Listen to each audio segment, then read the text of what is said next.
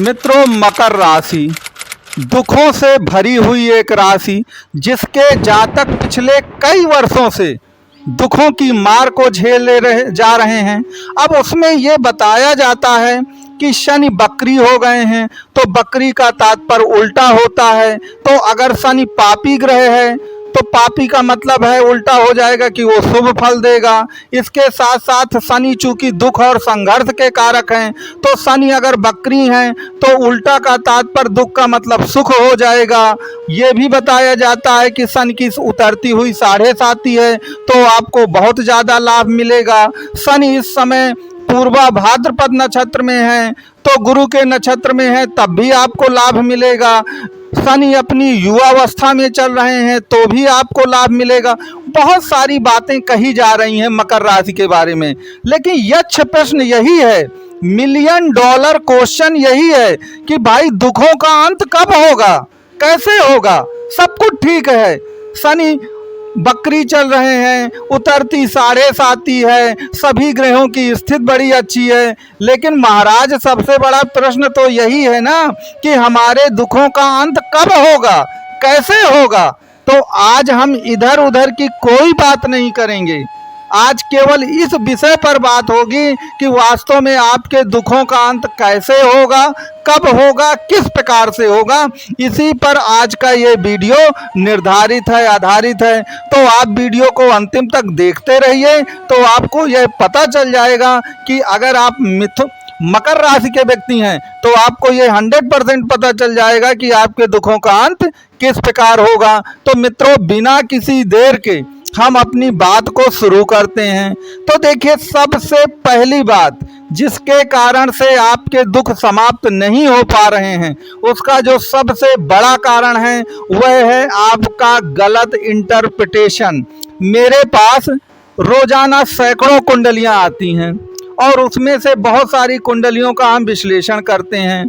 तो ज़्यादातर कुंडलियां कैसी होती हैं कि राशि तो उनकी मकर है, लेकिन लग्न उनकी कुछ और होती है। और याद रखिए, कुंडली में लग्न का महत्व सबसे ज़्यादा है। कौन ग्रह आपको किस तरह का प्रतिफल देगा, कितना लाभ देगा, कब आपकी समस्याओं को दूर करेगा, ये राशि से निर्धारित नहीं होता, ये निर्धारित होता है आपकी लग्न से। मैं एक उदाहरण देता हूँ। मान लीजिए आपकी लग्न सिंह लग्न के व्यक्ति हैं, तो अब सिंह लग्न के व्यक्ति हैं और राशि आपकी मकर हो गई। तो यदि आप सिंह लग्न के व्यक्ति हैं तो आप जानते हैं कि आपकी कुंडली में शनिदेव पंचम और 6वें भाव के स्वामी हैं। आपकी कुंडली में 6वें और 7वें भाव के जो स्वामी होंगे, मकर और कुंभ राशियां आएंगी, वो 6वें और 7वें भाव पर आएंगी। तो सिंह लग्न की कुंडली में शनिदेव अयोगकारी ग्रह हैं। भले ही आपकी राशि मकर है, लेकिन वह यहाँ पर अयोगकारी ग्रह आपके लिए सिद्ध होंगे। तो सबसे पहले तो आप ये देखिए कि आपकी लग्न क्या है। यदि आपकी लग्न वृष है, तुला है, मकर है और कुंभ है, तो जो चीज बताई जा रही है शनि के बारे में वह निश्चित तौर पर आप पे लागू होगी। बकरी शनि आपको लाभ देंगे, उतरती हुई 7.5 आपको लाभ दे जाएगी। आपको कुल मिलाकर के जो शनिदेव गुरु के नक्षत्र में हैं, निश्चित तौर पर आपको लाभ देंगे। शनि इस समय युवावस्था में चल रहे हैं, वो भी आपको लाभ देंगे, क्योंकि वृष लग्न में, तुला लग्न में, मकर और कुंभ में शनि योगकारी ग्रह हैं। लेकिन बाकी जो लग्ने हैं उसमें योगकारी ग्रह शनि नहीं हैं। याद रखिए, बुध उनके मित्र जरूर हैं।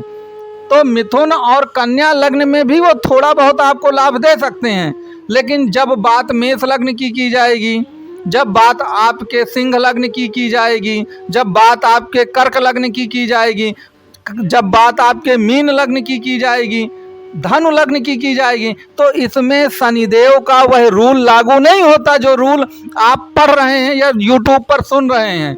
क्योंकि कोई ग्रह कितना योगकारी है, आपको कितना किस प्रकार का फल देगा, ये लग्न से निर्धारित होता है, ये राशि से निर्धारित नहीं होता है। पहले तो आप इस बात को समझिए। तो सभी लोग अपनी कुंडली को खोल के पहले ये देखें कि उनकी लग्न क्या है, और लग्न के बाद वो देखें कि अब हमको शनि क्या एक प्रकार से प्रतिफल प्रदान करेगा।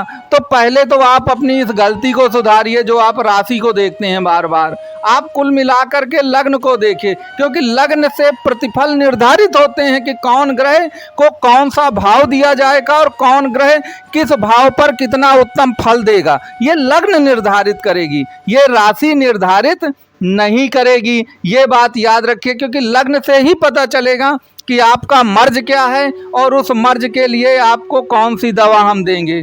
तो सबसे पहले तो आप इस बात को ध्यान दीजिए। दूसरी बात आप याद रखें कि आपको, यदि आपकी मकर राशि है तो आपको कुंडली में ये देखना है कि शनिदेव स्थित कहाँ है, आपकी कुंडली के किस भाव पर शनिदेव स्थित हैं।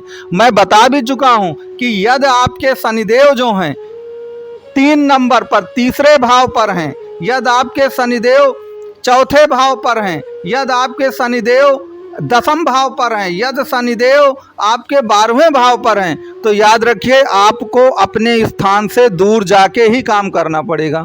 इस बात को आप पूरा नोट कर लीजिए 100%, क्योंकि तीसरा भाव जो होता है अपने घर से दूर ले जाता है। चौथा भाव आपका अपना ही घर है, लेकिन शनि को अपना घर पसंद नहीं है, चूंकि उन्हें अपने ही घर से सूर्यदेव ने निकाल दिया था।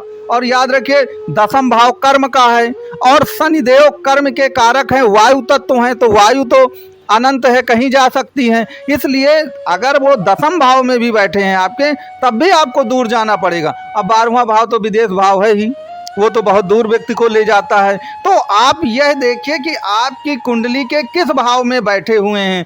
दूसरा आप एक बात ये भी देखिए कि राशियों के 4 तत्व हैं, अग्नि पृथ्वी वायु जल। तो याद रखिए जो मिथुन राशि आपकी वायु तत्व में आती है, तुला राशि आपकी वायु तत्व में आती है और कुंभ राशि आपके वायु तत्व में आती है। अगर इन राशियों में भी आपके शनि बैठे हैं तब भी आपको बाहर जाके ही काम करना पड़ेगा। इस बात को आपको ध्यान देना चाहिए। तीसरा फैक्ट आप ये ध्यान दीजिए कि अगर आपकी कुंडली में शनि किस ग्रह के साथ में बैठे हैं, अगर वो चंद्रमा के साथ में बैठे हैं तो याद रखिए, मैं पहले भी बता चुका कि अगर चंद्रमा के साथ शनि है तो आप वह कार्य करिए जो आपकी हॉबी है, जो आपको मन से पसंद आता है वही कार्य करिए। मान लीजिए आपके शनि जो हैं अपने घोर दुश्मन सूर्य के साथ बैठे हैं, तो याद रखिए अगर शनि अपने दुश्मनों के साथ में बैठे हैं तो जो उनके दुश्मनों के कार्य हैं, जैसे सूर्य का कार्य क्या है, सूर्य राजा हैं, डिग्निटी वाला काम करते हैं, सम्मान वाला, तो उसी तरह के काम आपको करने पड़ेंगे। तो अगर हम सबके कार्य बताना शुरू करेंगे तो वीडियो की लेंथ बहुत बढ़ती है। तो आप मुझको अपनी कुंडली के बारे में बता सकते हैं।